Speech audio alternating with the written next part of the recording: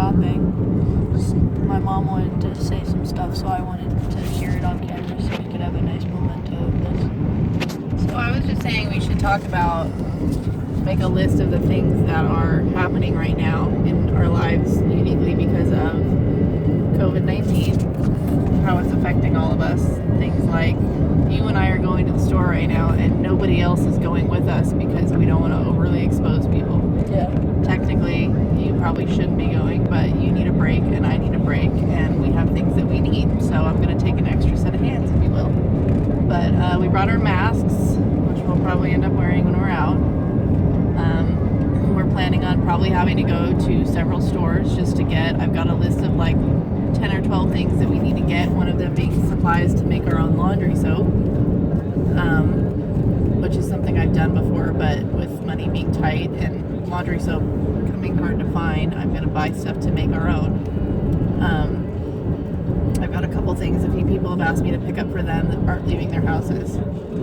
But yeah, we were talking earlier about Spanish influenza because that seems to be what everybody's comparing this to. And in 1918, when that happened, they didn't have obviously social media and internet, and most people, didn't have a wide access to communicate other than newspapers. So they would post signs and articles in newspaper telling people about social distancing, but it would say things like, this is no need for panic, you need to stay inside, you need to make sure you're eating healthy and take care of yourself. Basically the same stuff they're doing now. Well, but when they did that, they had signs showing that it actually helped flatten this curve that everybody's talking about. But what happened is that happened in 1918, and when the war was over, it was kind of towards the end of the there was epidemic. a lot of refugees. So Well, what happened was the war ended and people came home, and everybody was so excited that the war was over and their family members were home that they all just started celebrating all the time, and everybody was gathering in large groups, and then a second wave came through. A lot of people don't really talk about that, but that was something that happened, and a bunch of people got sick. And I read an article about it the other day because I was looking it up because I remember hearing about it. And they said that in the second wave of the pandemic, more people died than they did in the first wave. Well, yeah, because we just watched that documentary about it with Jim. But I was also kind of thinking, if we could only communicate by newspaper back then, then if we have all this Wi-Fi and communication now, do you think we would necessarily do better in a time like this, since we have faster communication? I think having social media is like a double-edged sword. Yes, it's an outlet that can be used responsibly to get information to people, but at the same time, you're going to have people that are going to panic about things. They're going to take things wrong. They're going to assume and not go based on facts, or they're going to hear something on social media and they're going to just take it as being the absolute truth. There are people out there that believe that if something's on the internet, it has to be true because it wouldn't be allowed on there. So I think with that being said, that you can take the information you get on the internet, but you should always research every piece of information you have, because sometimes things aren't accurate, and don't be so naive to believe that the way that everybody's telling you everything. Like right now, the recovery rate, I think, on this is like 98.4%. Yeah. But there's a lot of people that have died. There's enough people that are dying in New York right now that, there's reports. And I have there's people, like mobile hospitals and everything. I have friends of mine that have family members that live in New York that are telling me that's actually what they're doing. They are bringing in they've seen people actually bringing body bags out on forklifts and putting them into these trucks because they just can't keep up with them. We're not prepared for it. So it's like kind of what was happening in Italy a few weeks ago? Yeah, I don't think that we're necessarily on that scale, but I think that, it's definitely a possibility. My friend's dad lives in Michigan, and she said that there's like 3,000 people in the county that he lives in right now that have been confirmed, diagnosed, and like it's bad over there. Like they don't want people coming in and out of the county like at all, and it's scary. And her dad's there, and he's older, and he's got some small health issues, but she's worried about her dad being there, but she can't go to be with him, and her dad can't leave to come be with her. So it's just, I think that, social media with anything it's a double-edged sword. So another question for another topic.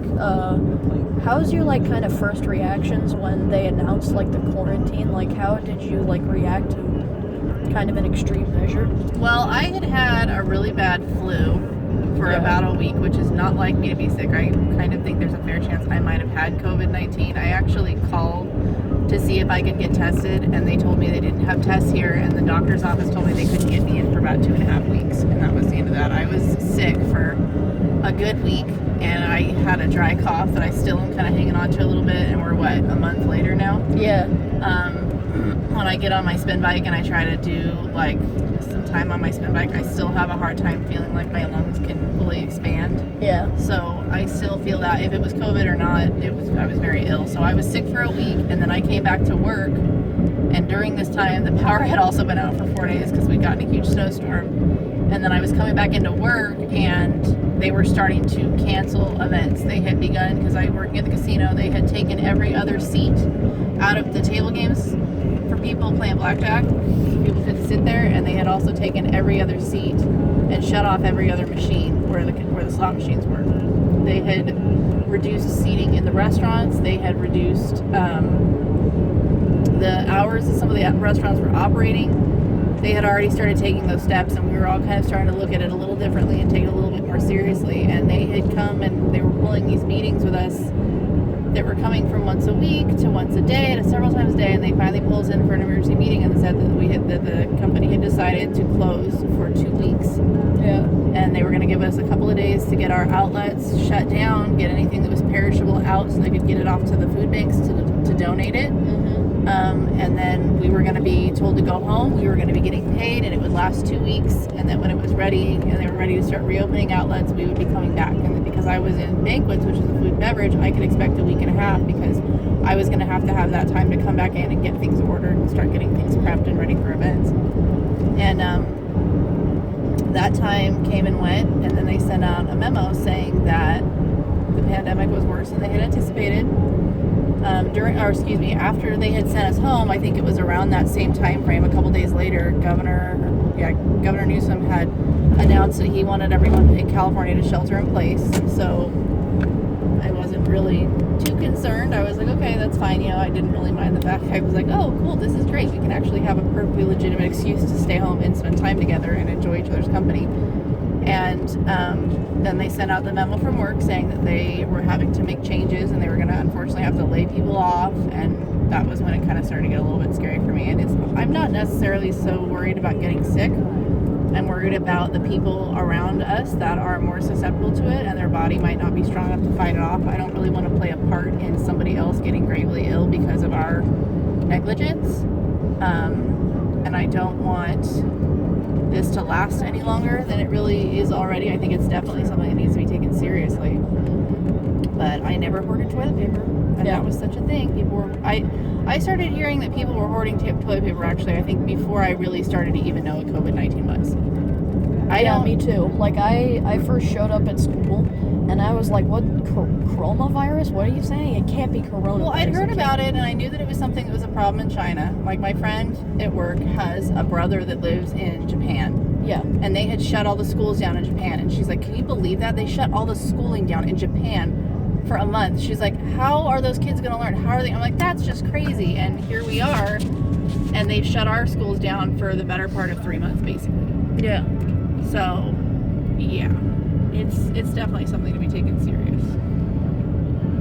But I mean, here we are driving around. Yeah, there's plenty of people driving around here. Plenty of people driving around here. It's not as much traffic as it usually is. It's more work cars than anything. For the most part, but I mean, people are, I have friends that are going on hikes and they're going and doing things, and we're pretty much staying home for the most part. We haven't really done much of anything outside the house. I've made a couple of emergency trips into town, and usually it's one of us just going and making a list of what we need and going and getting in and out. But the last time we went shopping, I think, was 2 weeks ago.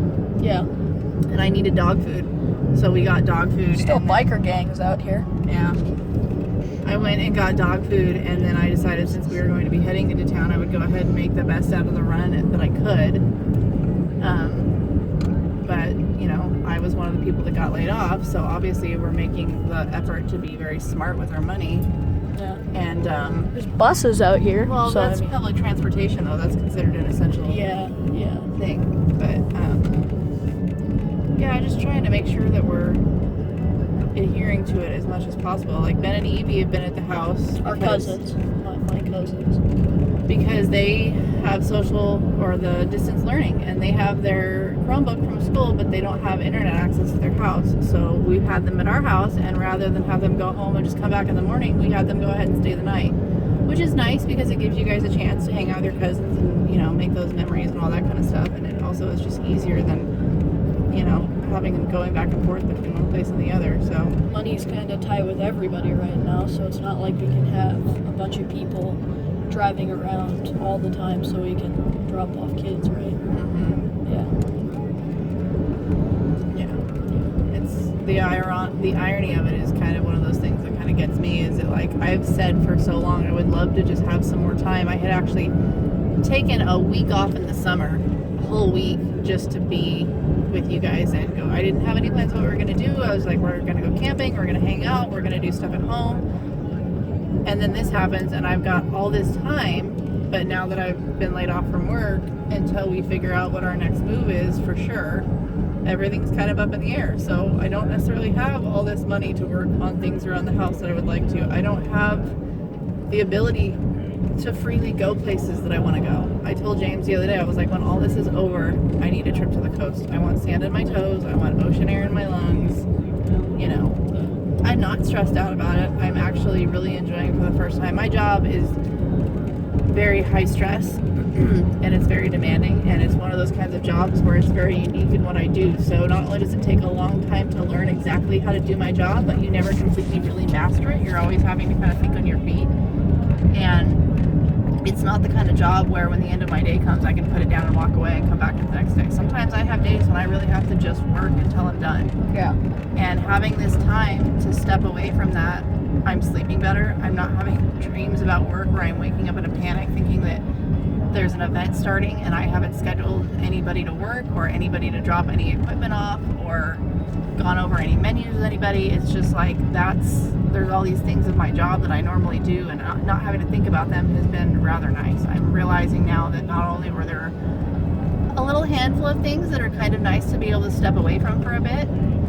Now, mind you, when you're an adult, every job has its things that are stressful, and that's part of being an adult, and that's part of having responsibility. So I know that wherever I end up after this, I'm going to have those stresses again. But having the level of stress that I did and carrying it for so long that I got used to it, now not having it, I can see it better and be like, wow, that's, you know, and then I'm noticing things that I never thought I would have missed.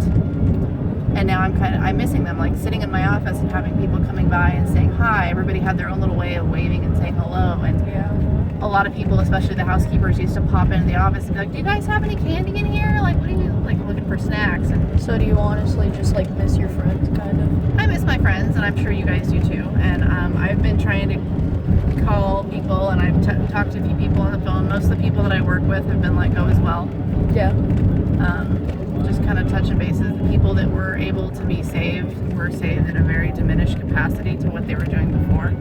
So I'm sure they're just as nervous and scared as we are. It's probably going to be tough this is something that we thought was going to be weird for like 2 weeks or a month.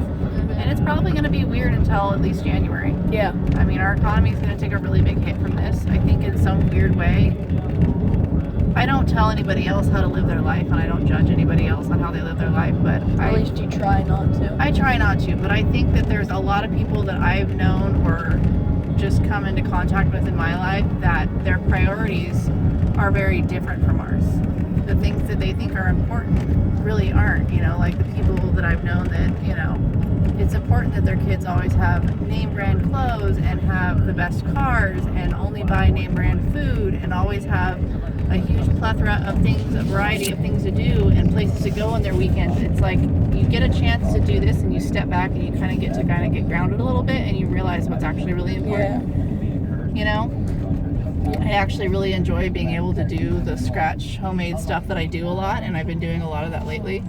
And it's been nice that, I mean, I miss going out and grabbing, you know, convenience foods when I'm hungry, but at the same time, it's been nice that I'm making food from scratch, you know, and I'm getting to cook food with you guys are cooking with me and everybody's learning from that. So, but can we kind of have like this video's quickly hitting the 15-minute mark, so I just wanted to kind of get like a final summarization of all your thoughts on this, just kind of like, just to How kind I of get a feel about statement. the pandemic.